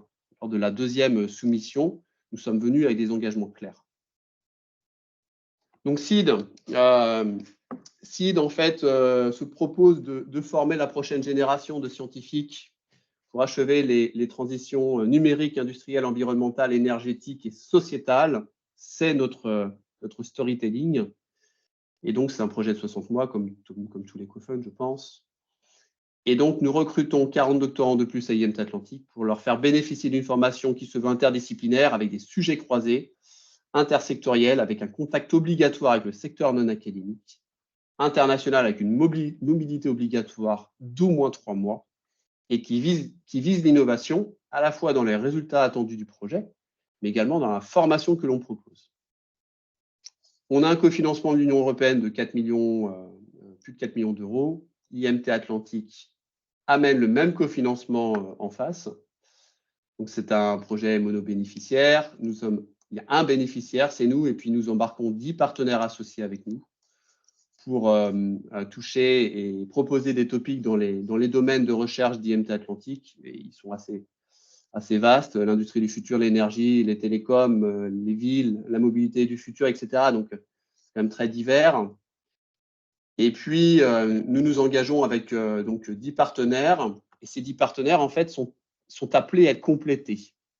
C'est-à-dire que dans notre proposition SEED, nous venons avec 24 engagements de cofinancement de thèses pour 24 thèses sur 40. En fait, dans le programme CoFund, ce qu'on a voulu, c'est montrer qu'on avait un nombre de partenaires suffisamment important pour être sérieux, mais pas complètement fermé, pour donner la possibilité aussi à des doctorants qui seraient recrutés par des superviseurs ou bien par nos superviseurs également de proposer des partenaires avec qui voudraient monter des sujets de thèse. Mais on partait avec des partenaires, notamment non académiques, parce que c'est quand même quelque chose d'extrêmement important pour IMT Atlantique. Thales, Engie, Enedis, Séché, Veolia, Orano et Segula, qui venaient cofinancer des thèses dans le programme. Et puis, on avait envie aussi d'avoir un gros focus avec l'Université d'Australie du Sud, avec qui on entretient une collaboration très, très forte et qui s'engage sur 10 cofinancements de thèse. Et puis, Rennes Business School sur Rennes, et puis l'Université de Vrije à Bruxelles. Voilà, donc si on fait le total, là, ça fait 24 thèses, ce qui laisse encore 16 thèses possibles à être cofinancées par des partenaires associés qui seront ramenés pendant le temps du projet. Ces différents partenaires vont couvrir les différentes transitions de l'école, transition digitale, environnementale, industrielle, énergétique, santé du futur, et puis également des sujets de recherche exploratoire qui sont plutôt ouverts, là en l'occurrence. Tout le monde peut être concerné, et aujourd'hui personne n'est concerné, mais c'est une transition transversale. Mais voilà, on a essayé de couvrir un petit peu ces transitions. Et puis, comme je vous disais tout à l'heure, en fait, on ne vient pas avec une thématique, donc il nous a fallu être attractif et attirant. Enfin, il faut inventer une histoire, en fait. Je pense que les évaluateurs lisent de nombreux co-funds qui sont avant tout aussi des projets de process. Et donc, il faut sortir quelque chose d'un peu innovant. Et nous, notre innovation, je pense, en fait, c'est positionné à la fois sur le fait de faire venir des acteurs non académiques, et de venir avec une typologie de thèse que je me suis permis de copier en fait sur les réseaux doctoraux ITN Doctoral Network, où on retrouve les standards, les thèses plutôt académiques avec l'éco-tutelle et puis les thèses plutôt industrie. Et donc, nous, ce qu'on vend, c'est 40 thèses divisées en 3 typologies de thèses. Une thèse dit standard, où là, le PhD va passer 30 mois IMT Atlantique. Il devra passer 3 mois chez un acteur international académique et puis 3 mois chez un acteur non académique. Ça peut être un industriel, mais ça peut être quelqu'un du monde socio-économique. Et là, on s'était dit qu'on allait faire une dizaine de thèses. On a un deuxième parcours qui s'appelle le parcours co-tutelle, si on arrive à y aller, à le faire, ou tout au moins académique co-supervision. Et donc là, le PhD vient être accueilli 24 mois IMT Atlantique, Hosting Institution, 12 mois chez un acteur international académique, typiquement l'Australie, mais pas que, du coup. Et puis quelques short visites dans le milieu industriel ou le monde socio-économique. Pourquoi on fait que des short visites? Parce qu'en fait, pour faire des co-tutelles, souvent, il faut au moins que le PhD ait passé un tiers de sa mobilité. 12 mois, c'est le minimum en fait pour que des académiques valident une co-tutelle, une double diplomation. Et on sait aussi que le doctorant ne peut pas passer plus d'un tiers en secondment. Donc, 12 mois, c'est vraiment la limite absolue. Je dirais même que c'est 11 mois et 30 jours. Et puis, les short visites, c'est d'aller passer du temps chez des industriels en visite pour effectivement s'immerger et recevoir des inputs de la part du secteur industriel. Et puis, on a notre troisième track, le track industrie, donc avec 24 mois IMT Atlantique, 3 mois chez un acteur international et puis 9 mois chez un industriel s'il est français. Mais si l'industriel est international, il peut même passer 12 mois. Et du coup, nous n'avons plus besoin d'avoir cette mobilité internationale vers un académique. Voilà, et chaque thésard va avoir une équipe de supervision avec une composante internationale et une composante intersectorielle. Dans le parcours 2, évidemment, son main co-superviseur, ce sera l'acteur international académique. Et puis son mentor, ce sera quelqu'un d'industrie. Évidemment, dans le parcours 3, le co-superviseur sera l'industriel. Le mentor sera l'académique international. Le main superviseur restant l'enseignant-chercheur d'IMT Atlantique. Le cofinancement, voilà notre articulation. On a essayé ce qu'on vend, c'est de dire, voilà, vous êtes un enseignant-chercheur d'IMT Atlantique, vous avez la possibilité de proposer un topic, pas un sujet, un topic. Je dis un topic parce qu'en fait, une des pièces qu'on demande en fait à nos candidats au PhD, c'est d'utiliser le topic et de convertir le topic en un sujet de recherche. Et c'est un des éléments, une des pièces en fait qui est évaluée dans le recrutement des chercheurs. C'est la translation, la traduction du topic en un sujet de recherche. Donc, vous êtes un EC d'IMT Atlantique, vous avez la possibilité d'offrir en fait une supervision dans une de ces 3 typologies de thèses. Et en fonction de ce que vous voulez proposer, vous allez amener des cofinancements qui vont être différents. Si vous voulez déposer une standard, vous devez amener 30 000 €. Une co-tutelle ou une co-supervision académique, c'est 21 000 € pour 3 ans. Et puis, si vous êtes dans le parcours industriel, c'est 18 000 €. Et puis, si vous êtes dans le parcours standard, on va juste demander en fait l'acteur industriel de venir avec 3 900 €. Dans le parcours académique aux supervision, l'acteur international vient avec 29 400 €. Et puis, dans le parcours industriel, l'acteur, s'il est français, vient avec 27 900 € pour 9 mois d'accueil ou 29 400 € pour 12 mois d'accueil. Et donc, à l'étape de l'écriture, quand je vous dis qu'il y a eu 24 engagements de thèse de la part de ces acteurs industriels, ils se sont engagés sur des thèses soit industrielles, soit académiques, soit standards. Et en fait, ça n'a jamais été standard. On leur a demandé de s'engager sur le parcours bleu clair et bleu foncé avec les cofinancements qui y sont associés et qui nous ont permis à nous d'élaborer un modèle financier basé sur des scénarios 10-15-15, en sachant que nous, ce qu'on a envie de faire, c'est plutôt des thèses en co-tutelle et des thèses industrielles. En termes de finances, voilà ce qu'on a vendu dans notre proposition. Alors là, à l'époque, ce n'était pas 3 300 €, c'était 2 800 €. On a effectivement gardé 200 € pour le management cost qui nous permet de recruter, et vraiment j'insiste là-dessus, mais c'est crucial, le project manager du programme. C'est un 100%, hein, c'est un temps à 100%, c'est un boulot considérable. Donc il faut vraiment recruter quelqu'un. Dans tous les cas, vous recrutez quelqu'un que vous avez en interne. Nous, on n'avait pas en interne les personnes qui pouvaient prendre ce poste-là, mais c'est très, très, très important. Et puis ensuite, on a cofinancé effectivement les différentes lignes. Donc à l'époque, 3 700 € de living allowance, soit 1 100 € de cofinancement supplémentaire par mois et par doctorant sur la living allowance. On avait prévu 70 € de mobility allowance, 130 € de family allowance. Et là, on appliquait les règles du Marie Curie, à savoir marié ou pacsé ou ayant des enfants à charge.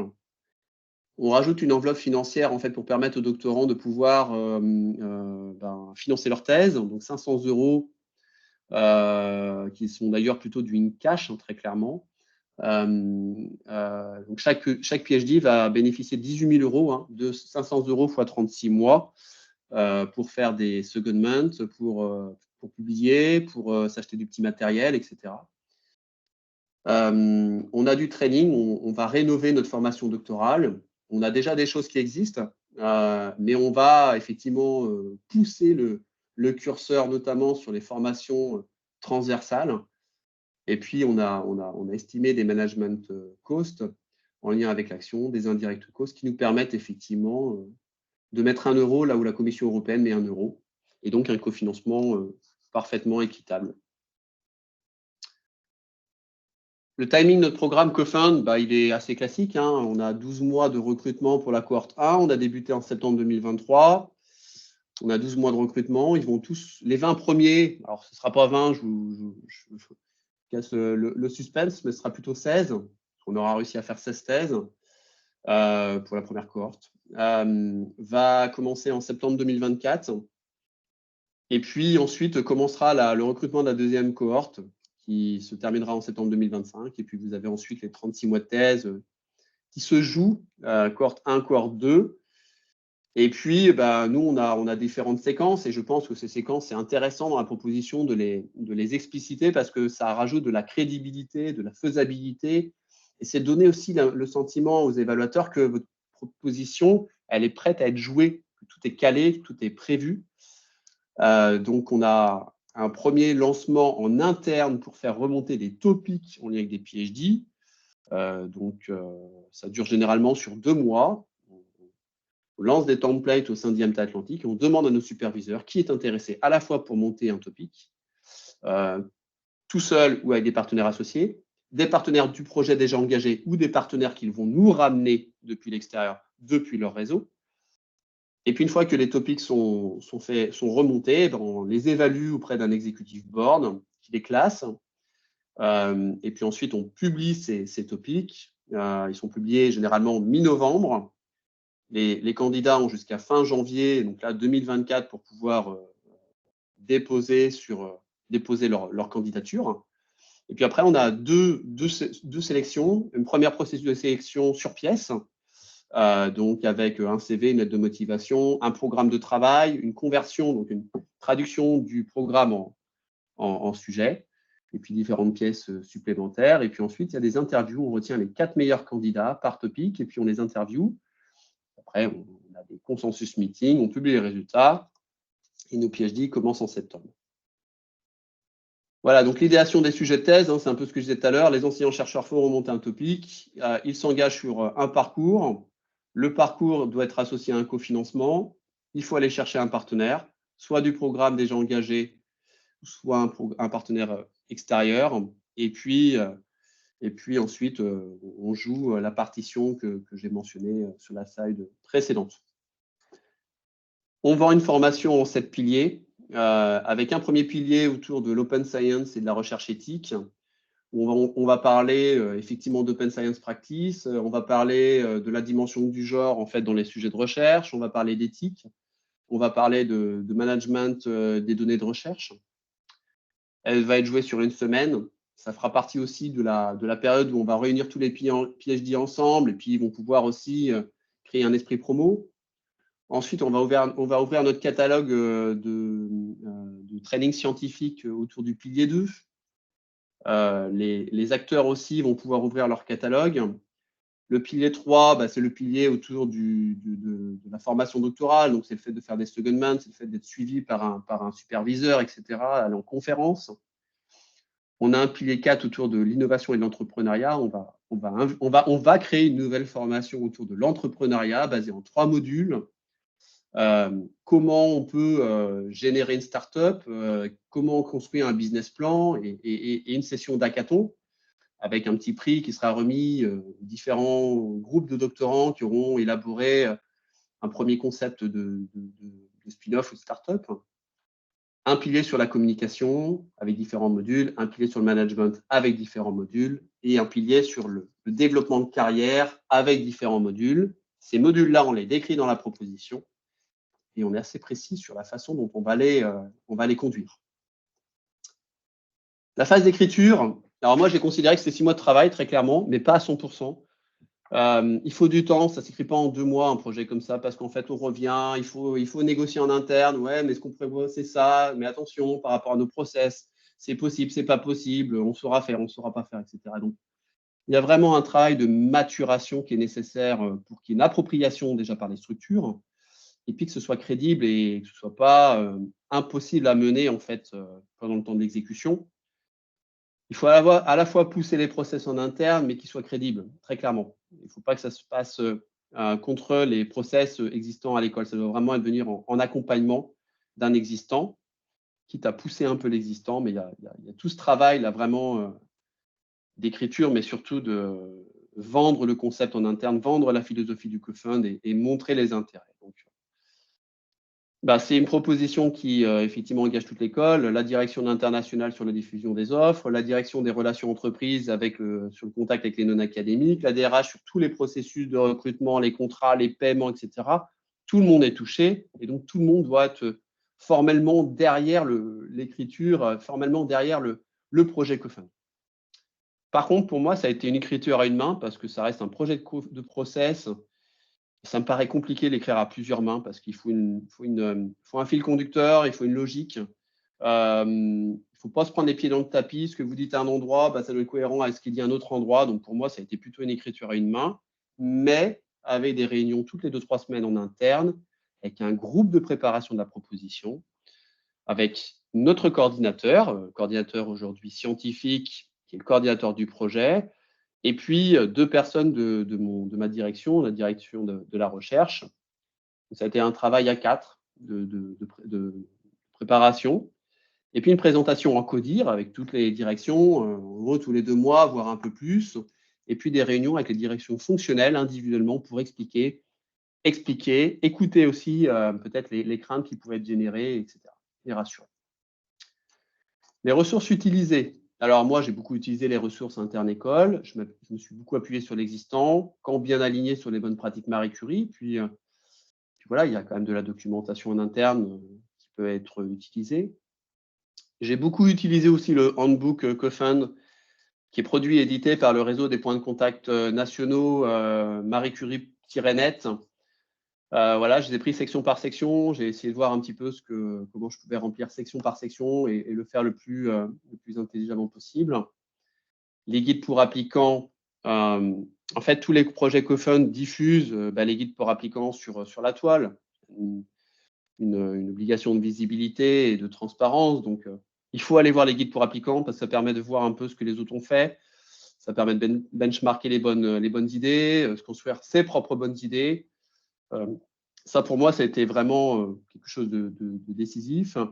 Discuter avec des lauréats. Voilà, en amont du montage, on a pris le temps d'interviewer 3 projets co-fund qui avaient été finalement gagnants. Et puis l'intelligence collective, l'intelligence de l'école, au sein de l'école. Trouver la bonne taille pour le groupe de travail, mais pas être trop nombreux non plus. Être trop gros pour écrire cette proposition-là, c'est pas possible, mais on ne peut pas construire non plus un projet tout seul. Donc, il faut trouver la bonne taille. Voilà, alors les points positifs, en fait, ça reprend grosso modo les critères de sélection qui ont été présentés par Eugénia tout à l'heure.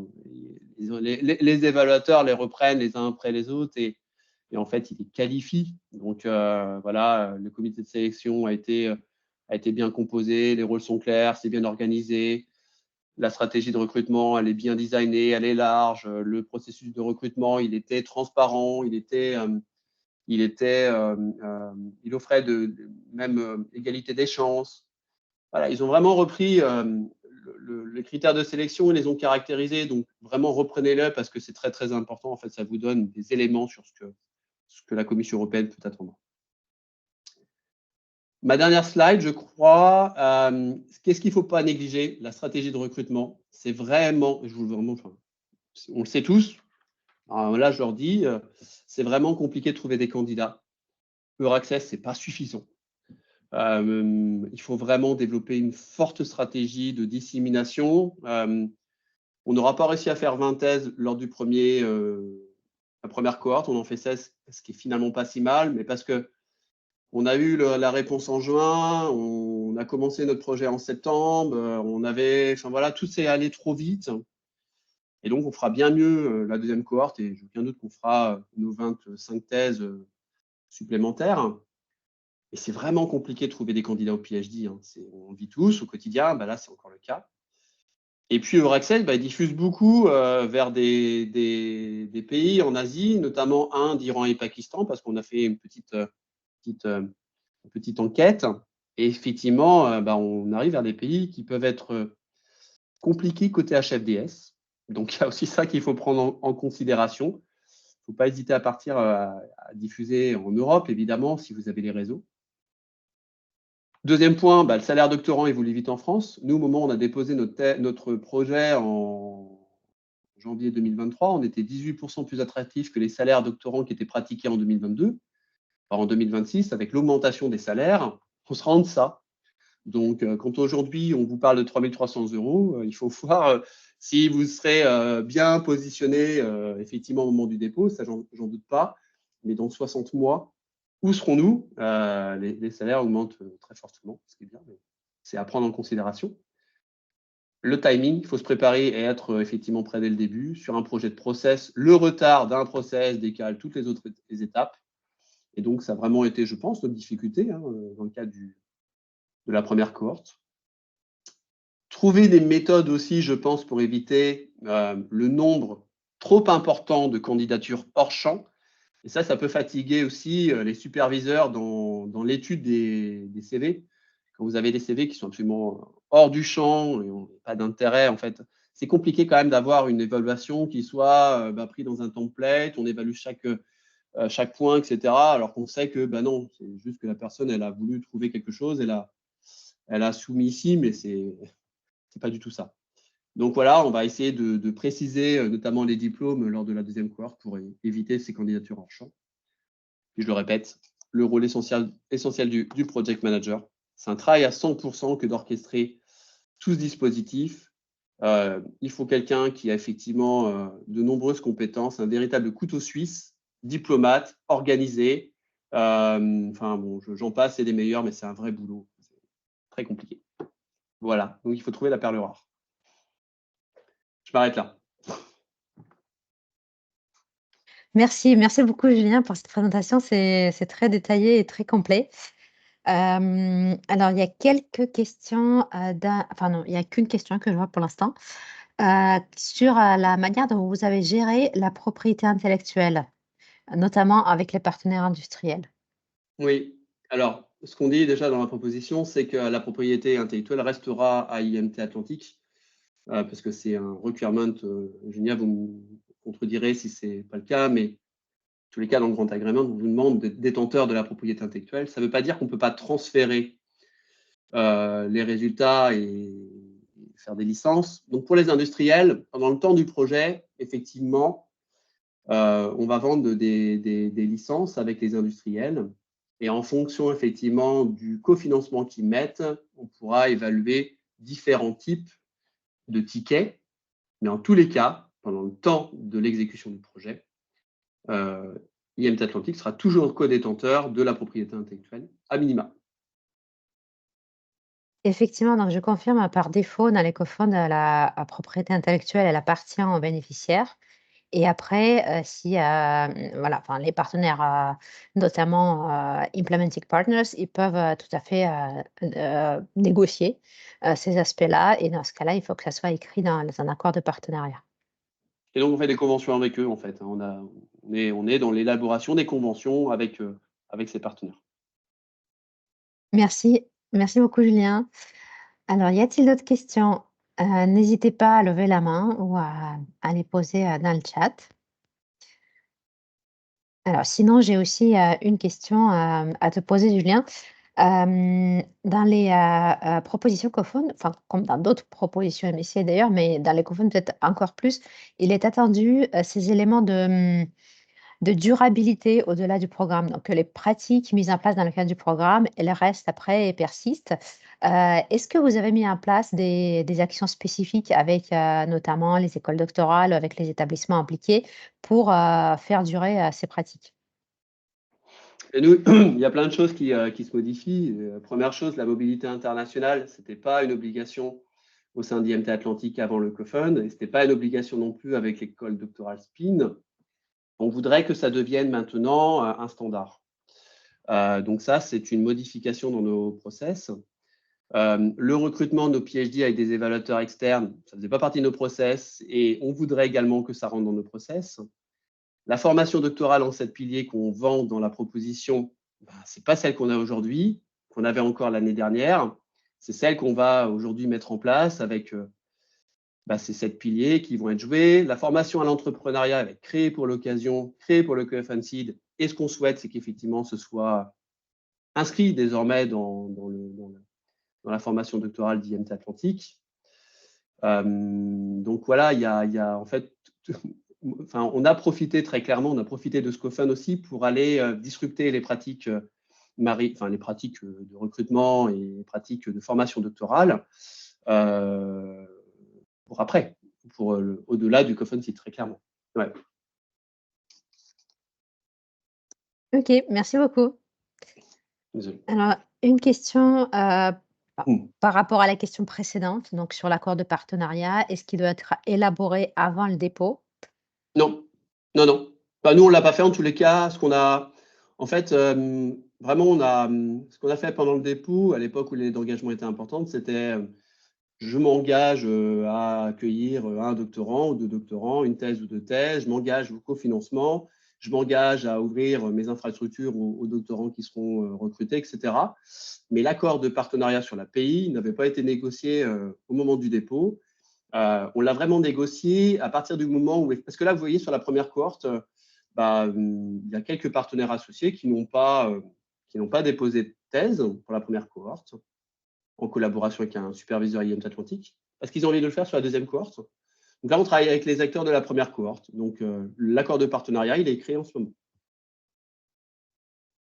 Merci Julien. Donc effectivement, un accord de partenariat, il n'est pas demandé, au moment du dépôt. Après, ça peut faire partie des bonnes pratiques de, s'accorder avec les partenaires, en amont sur la stratégie, en matière de propriété intellectuelle pour, éviter que ces questions-là, Oui. après, voilà, soient objet de désaccords et suscitent, par conséquent, des délais. Ouais, on est bien d'accord. Au-delà, effectivement, on n'avait pas à rédiger. Après, pour nous, ça a été 3 ou 4 meetings avec chaque partenaire associé et surtout chez non académiques. Un, pour présenter le programme. 2, ils revenaient vers nous, on reposait les choses avec des questions. Les questions, systématiquement, il y avait une question de propriété intellectuelle, évidemment. Donc, des questions auxquelles on a pu répondre. Donc, les choses ont été abordées lors des meetings sans pour autant être concrétisées au travers d'un accord de partenariat au moment du dépôt. Mais les choses ont été abordées à l'oral, évidemment. Merci. Il y a une question sur les externes. C'est ça, ouais. Sur les externes, en fait, on a 20 thèses par cohorte. On a 3 évaluateurs, donc 60. En gros, on a recruté 70 évaluateurs externes pour le projet CoFund. Voilà, 70 à peu près. Et d'où proviennent-ils? Alors, on a demandé à nos OC de diffuser dans leur communauté en fait un un mail qu'on leur a proposé. Et en fait, on n'a pas eu de difficulté. Alors évidemment, ce sont des gens qui ne sont pas partenaires associés, mais nous aussi, ils ont plein d'autres partenaires que des partenaires associés du projet. Donc, ça n'a pas été compliqué. On a fait fonctionner la direction, notre longue histoire avec les partenaires non académiques. On a eu beaucoup de partenaires non académiques qui voulaient effectivement participer à l'effort. On les a rémunérés effectivement. On les a rémunérés de tête 300 ou 400 euros pour 10 candidatures à l'écrit, donc CV, lettre de motivation, programme de travail, etc. Et je crois qu'on est à 100 ou 150 euros pour 4 interviews lors de la deuxième phase. Voilà. On a réussi à le faire. Je ne cache pas qu'au niveau des institutions, payer des gens comme ça, faire des prestations, ça peut être compliqué. Nous avons réussi à le faire. Après, je ne sais pas si toutes les institutions pourront le faire. Enfin, j'ai aussi entendu des institutions pour lesquelles ça avait été compliqué de rémunérer des évaluateurs externes. Voilà. Donc, c'est à regarder aussi en interne.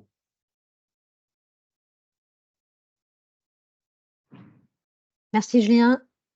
Merci beaucoup pour ce retour d'expérience. J'ai l'impression qu'il n'y a pas d'autres questions. N'hésitez pas, on a encore quelques minutes, donc des questions pour Julien Prudhomme ou pour l'équipe PCN.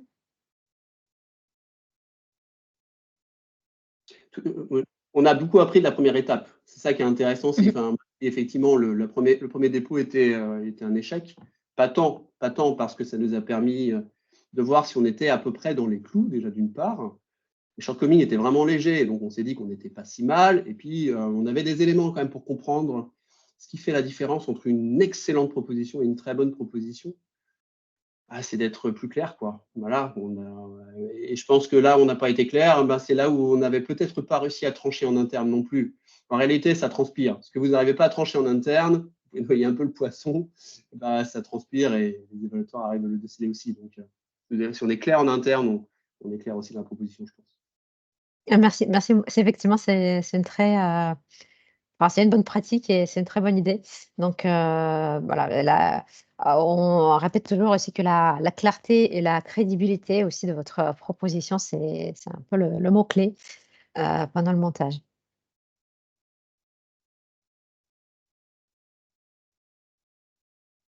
Bon, j'ai l'impression qu'il n'y a pas d'autres questions. Dans ce cas-là, on va pouvoir clôturer cette session. Donc, comme déjà indiqué au début, vous allez trouver la vidéo ainsi que les présentations sur la page d'annonce de cet événement, donc la même page par laquelle vous êtes passé pour vous inscrire. Donc, je remercie beaucoup Julien Prudhomme de l'IMT Atlantique ainsi que mes collègues Vanessa Tixier et Chloé Richard pour cette session. Et donc, je remercie à tous les participants donc, pour votre attention. Si vous avez d'autres questions, n'hésitez pas à revenir vers nous sur notre adresse générique pcn-marie-s-curie@recherche.gouv.fr. Je vous souhaite à tous et à tous une excellente journée. Et donc, je vous dis au revoir et à bientôt. Au revoir. Au revoir. Oui. Au Merci. revoir.